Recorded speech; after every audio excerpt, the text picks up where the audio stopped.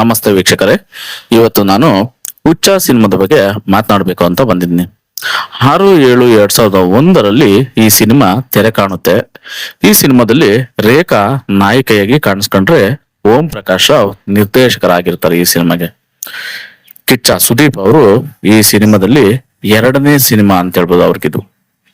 So ಹುಚ್ಚ cinema Kichcha ಅವ್ರಿಗೆ ಎರಡನೇ ಸಿನಿಮಾ ಆಗಿರುತ್ತೆ. ಈ ಹುಚ್ಚ cinema Tamil cinema Setu remake ಅಂತ ಹೇಳಲಾಗ್ತಾ ಇದೆ. ಹಾಗೆ ಅಲ್ಲಿ ವಿಕ್ರಮ್ ನಾಯಕನಾಗಿ ನಟಿಸಿದ್ರೆ ಬಾಲ ಅವರು ನಿರ್ದೇಶಕರಾಗಿರ್ತಾರೆ ಸೇತು ಫಿಲ್ಮ್ಗೆ.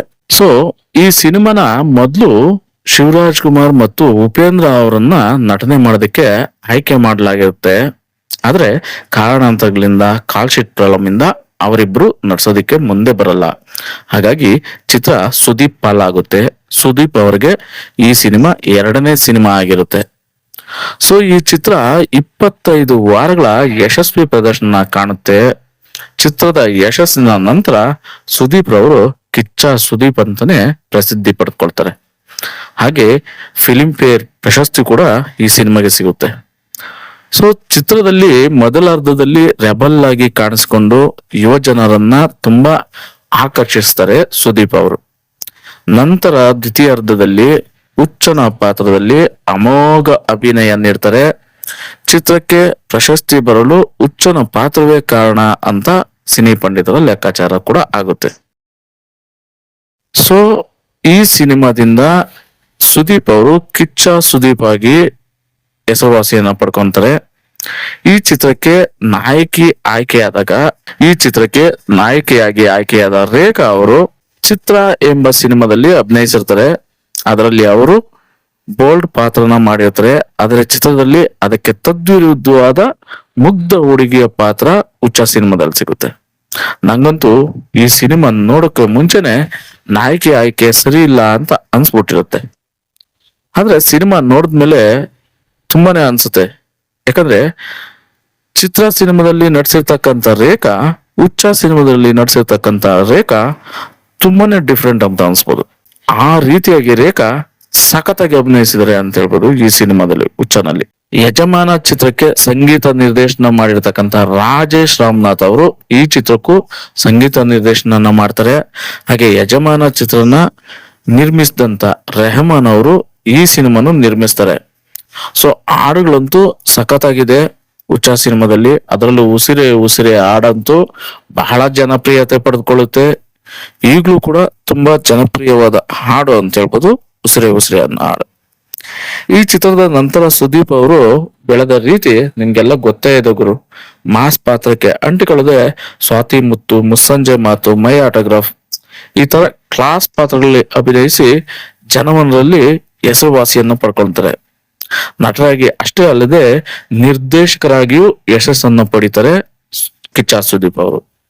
ಇನ್ನು ಒಂದ್ ಹೆಜ್ಜೆ ಮುಂದೆ ನೋಡೋದಾದ್ರೆ ಬಿಗ್ ಬಾಸ್ ರಿಯಾಲಿಟಿ ಶೋಗೆ 11ನೇ ನಿರೂಪಕರಾಗಿ ಯಶಸ್ವಿಯಾಗಿ ಮುಂದುವರಿತಾರೆ ನಮ್ಮ ಸುದೀಪ್ ಅವರು. ಈ ಹುಚ್ಚ ಸಿನಿಮಾದಲ್ಲಿ ಕಿಚ್ಚ ಅವರ ಪಾತ್ರ ತುಂಬಾನೇ ಚೆನ್ನಾಗಿದೆ. ಯಾಕಂದ್ರೆ ಕಾಲೇಜ್ ಹುಡುಗನಾಗಿ ಕಾಣಿಸ್ಕೊಂತಕ್ಕಂತ ಕಿಚ್ಚ ಅಲ್ಲಿ ಒಂಥರ ರ್ಯಾಗಿಂಗ್ ಮಾಡೋದು. ಸೊ ಯುವಕರು ಯಾವ ರೀತಿ ಕಾಲೇಜಲ್ಲಿ ಏನೆಲ್ಲ ತಿಟ್ಟು ಮಾಡ್ತಾರೆ, ಏನೆಲ್ಲ ಇದನ್ನ ಮಾಡ್ತಾರೆ ಅನ್ನೋದನ್ನ ಆ ಸಿನಿಮಾದಲ್ಲಿ ಹುಚ್ಚನಲ್ಲಿ ಕ್ಲಿಯರ್ ಆಗಿ ತೋರಿಸ್ತಾರೆ. ಆಮೇಲೆ ರೇಖಾ ವೇದವ್ಯಾಸ್ ಅವರ ಪರಿಚಯ ಆಗುತ್ತೆ. ಸೊ ಅವ್ರನ್ನ ರ್ಯಾಗ್ ಮಾಡ್ತಾರೆ, ಅವರಲ್ಲಿ ಭಯ ಹುಟ್ಟಿಸ್ತಾರೆ, ಮತ್ತೆ ಅವ್ರ ಪ್ರೀತಿಗೆ ಕರಗೋಗ್ತಾರೆ. ಹೀಗೆ ಹೋಗ್ಬೇಕಾದ್ರೆ ಅವನು ಯಾರೆಲ್ಲ ಜೊತೆ ಜಗಳ ಆಡ್ಕೊಂಡಿರ್ತಾರೋ ಅವರು ಅವನ್ಗೆ ಆಕ್ಸಿಡೆಂಟ್ ಅನ್ನ ಮಾಡಿ ಅವನ್ನ ಹೊಡೆದು ಬಿಸಾಕ್ತಾರೆ. ಸೊ ಅಲ್ಲಿಂದ ಅವ್ರು ಮೆಂಟಲಿ ಶಾಕ್ ಆಗಿ ನಿಮಾನ್ಸಲ್ಲಿ ಸೇರ್ಕೊಂತಾರೆ. ಸೊ ಅಲ್ಲಿಂದ ಹುಚ್ಚನಾಗಿರ್ತಾರೆ. ಆ ಹುಚ್ಚನಾಗಿ ಮಾಡಿರ್ತಕ್ಕಂಥ ಆಕ್ಟು ನಿಜಕ್ಕೂ ಸೂಪರ್ ಅಂತ ಹೇಳ್ಬೋದು. ತಮಿಳಿನಲ್ಲಿ ವಿಕ್ರಮ್ ಕೂಡ ಆ ರೀತಿ ಆಕ್ಟ್ ಅನ್ನ ಮಾಡಿದ್ರು. ಅದು ಕೂಡ ವಂಡರ್ಫುಲ್ ಆಕ್ಟ್ ಅಂತ ಹೇಳ್ಬೋದು ವಿಕ್ರಮ್ ಮಾಡಿತ್ತು. ಸೊ ಇದರಲ್ಲಿ ಸುದೀಪ್ ಕೂಡ ಅದೇ ರೇಂಜಿಗೆ ಮಾಡಿದರೆ. ಸೊ ಸಖತ್ತಾಗಿ ಮಾಡಿದ್ದಾರೆ ಹುಚ್ಚ ಆಕ್ಟಿಂಗ್. ಇನ್ನು ಲಾಸ್ಟ್ ಅಲ್ಲಿ ಹೀರೋಯಿನ್ ಸತ್ತೋಗ್ತಾಳೆ. ಸೊ ಹೀರೋಯಿನ್ ಸತ್ತದಾಗ ಅವನ್ ಬರ್ತಾನೆ, ಅವಳನ್ನ ಹುಡ್ಕೊಂಡು ಅವನು ಮನೆ ಹತ್ರ ಬರ್ತಾನೆ. ಒಂದು ಆಂಬುಲೆನ್ಸ್ ನಿಂತಿರುತ್ತೆ.